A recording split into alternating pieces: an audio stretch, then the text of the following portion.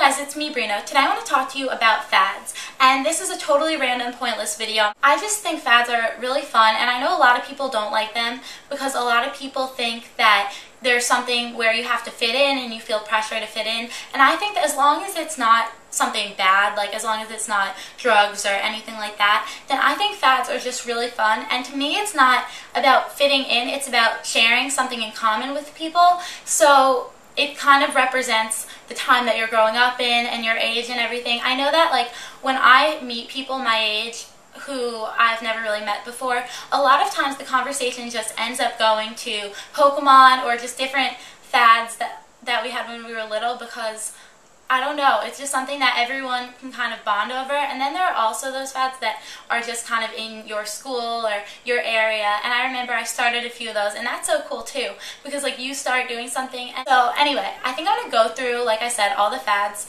that I had when I was little, and let me know if you guys had any, and comment below or make a video of fads that you had growing up. The first fad I ever remember, and this wasn't really, I don't even know if this was technically a fad, but when I was really little, everyone was getting those cars, the fake nice cars. Oh my god, I wanted one of those so badly. I never had one, but I just thought they were the coolest thing, and now when I go to Toys R Us, I still like want one, and I know that I would probably just break the car.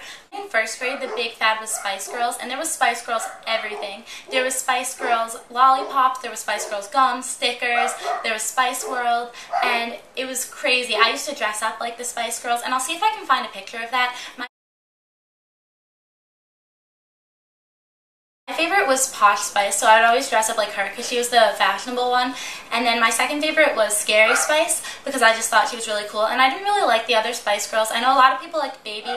I was never a big Baby person. I did like her name Emma at the time. I don't know, I just liked the name Emma, not Baby. But yeah, so now I kind of stick by my Spice Girls opinions. I mean, I like Scary a lot. I might like her more than Posh now, but, well, no, Posh is Victoria Beckham. I don't know.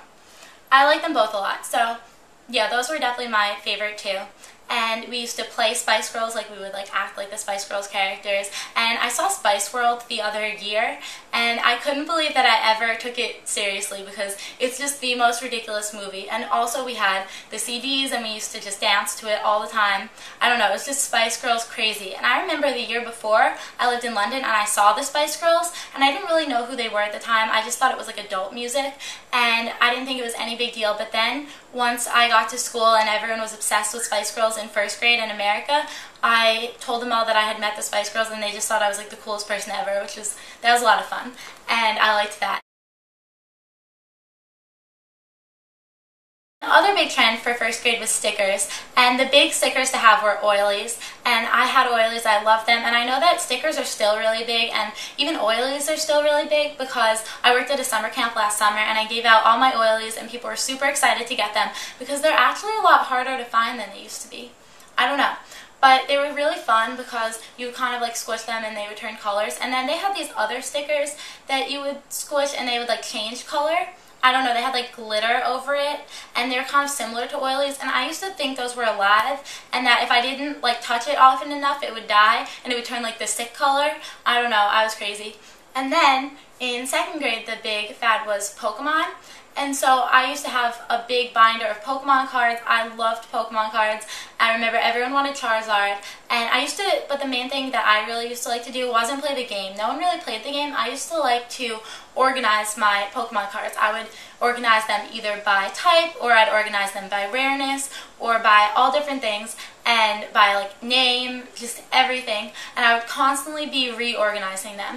And I think that's kind of cool how like I like to collect things like my whole life kind of, and just organize like little things. I'm not an organized person, but in terms of just little things now, I like to reorganize my makeup all the time and just any little thing, my clothes. So it just kind of switches as you grow up, but I think you kind of keep your like tendencies, a lot of them. So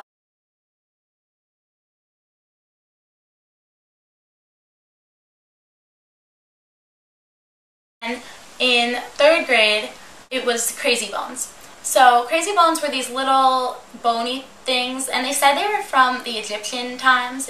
I don't know. They've said they were like invented by Egyptians, and I don't know if that's true or not. I assume that they weren't made of plastic when they were invented by the Egyptians. And I'll see if I can find a picture of those also, because later on I turned them into earrings. So I may have a picture of the earrings that I made if you guys don't know what crazy bones are. I remember you would put them in coffins, and that's kind of weird to me now. I never really thought of it as like creepy that you were just putting these little bony heads in coffins. I guess they're bones, so I guess that's why they go in coffins. I don't know, that's just kind of like creepy. But there was the game where you like flicked them and they had to like flick over, and it was a pretty fun game. And then if you lost the game, I think you had to like give a crazy bone up, but I would never give my crazy bones up. And then what else? Oh, in 3rd grade there was also Harry Potter, and this was kind of one of those things that I assume was universal because Harry Potter is really huge. But it was 3rd grade for me, and I got obsessed with them, like really, really obsessed. I read the first book and loved it, and I had Harry Potter birthday parties. This lasted a while for me. I had Harry Potter, like I was just constantly thinking about Harry Potter, and it was bad. And then one day I read the 5th book, like when it first came out. I was super excited, and then I didn't like it, and then everything changed for me, and I was like, goodbye Harry Potter, I have to leave you, I'm too obsessed, it's really bad, Harry Potter can't be my life. And so I decided no more Harry Potter, and my life changed.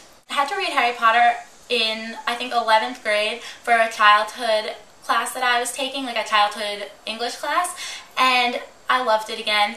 And after I read the book, I watched like all the movies up till the 5th movie, because that's all that was out at the time, I think. There wasn't the 6th movie yet, so I watched them all. And then my sister was like, Sabrina, and I was like, I know. And there's nothing wrong to be really obsessed with Harry Potter, it's just Harry Potter can take over my life. And it's not that I like believe in it or anything, it's just, I don't know, I just love Harry Potter. I just get so wrapped up into it that I just can't even think about it at all. Like, it's like an addiction for me, like, it's like I have an addiction. It's Harry Potter.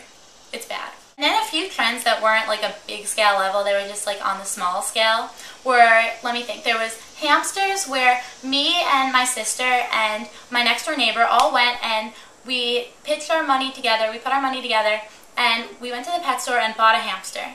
And it was an ugly hamster. We kept it at my house, big red eyes, and it was super creepy and would always escape, but we loved it, and we used to like drop it from things. I don't know, we were mean to this hamster. Poor hamster. And then all of a sudden, everyone in my neighborhood was getting hamsters. My next door neighbor eventually got a hamster of her own, and our friends down the street got one. Everyone seemed to have a hamster, and then they all died because hamsters don't live that long. And my hamster actually ran away, and it got caught in a mouse trap because it, like, we locked the cage. We even tied it up, but this hamster was insane. It could slip through anything. Like, it didn't have bones. I don't know. And then we got another hamster. I got like my own hamster. And the first hamster's name, by the way, was Lil Romeo, I guess, yeah, because at the time we really liked Lil Romeo. And then my second hamster, I don't remember its name, but it was a lot cuter. It was like a dwarf hamster, I think. It was super furry and fluffy, and it was really, really cute. And then I went away to camp, and my mom didn't change the cage, or I don't know if she fed it. I don't know. It died of wet tail. It was very sad. I was really upset because, I mean, I know a lot of people, they go away to camp and their pets come back dead. It's very upsetting. Okay, and then now the big trend is silly bands, and I remember these from when I was in 7th grade. I think there were these things called animal bracelets, and they were the exact same thing, only they came in only animal shapes, and I had them, and I thought they were the coolest things ever, and I shared them to my friends, and then some of my friends got them too. And then all of a sudden this year I was in Borders in Michigan, and I saw these animal bracelets, and it turns out they were silly bands. I didn't know the difference at the time, and I bought them. I was like so excited, and I showed them to everyone. I was like, oh my god, they have animal bracelets, and no one knew what I was talking about. And then I was wearing them, and then I got home, and apparently they're like the new biggest thing ever. So I love them. I think they're a really fun idea. And then on YouTube, there are a lot of fads too. There's like the must-have product of the time kind of thing. Like right now, I feel like the Naked palette is kind of the must-have product. Everyone has it, and if you have it, then you can use it for tutorials and different things like that. The 88 Coastal Scents palettes are kind of like that too. Like everyone on YouTube seems to have these palettes. Sigma brushes, that's huge because no one else seems to even know about Sigma brushes, but here on YouTube, they're really, really big, and everyone has the Sigma brushes. And if you don't have it, the only thing I don't like about fads is if you don't have it, you feel left out. And if you can't get something for any reason, then, you know, that's kind of sucks. But the part that I do like is just the sharing and the community.